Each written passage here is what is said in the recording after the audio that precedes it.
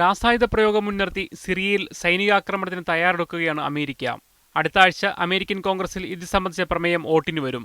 വിദേശകാര്യ secretary John കെറി അന്താരാഷ്ട്ര പിന്തുണയ്ക്കായി പരക്കം പാച്ചിലാണ്. എന്നാൽ ആഭ്യന്തരമായി വലിയ പ്രതിസന്ധിയാണ് സൈനിക നീക്കത്തിന്റെ പശ്ചാത്തലത്തിൽ അമേരിക്ക നേരിടുന്നത്. അഫ്ഗാൻ ഇറാൻ അധിനിവേശങ്ങളിൽ നിരവധി പട്ടാളക്കാരെ അമേരിക്കയ്ക്ക് നഷ്ടപ്പെട്ടിട്ടുണ്ട്.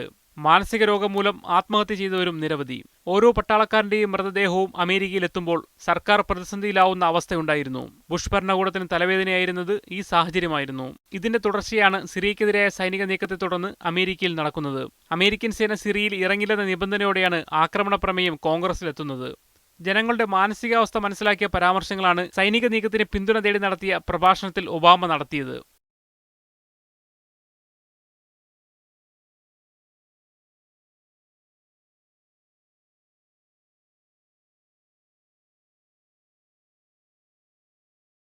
കഴിഞ്ഞ ആഴ്ച മുതൽ അമേരിക്കയിൽ യുദ്ധവിരുദ്ധ റാലികളും നടക്കുന്നുണ്ട്. അഫ്ഗാനിലെയും ഇറാഖിലെയും അധിനിവേശത്തിൽ നിന്ന് അമേരിക്കൻ ജനത പല പാഠങ്ങളും പഠിച്ചിട്ടുണ്ടെന്ന വസ്തുതയാണ് ഇതിലൂടെ വ്യക്തമാകുന്നത്. News desk, media 1.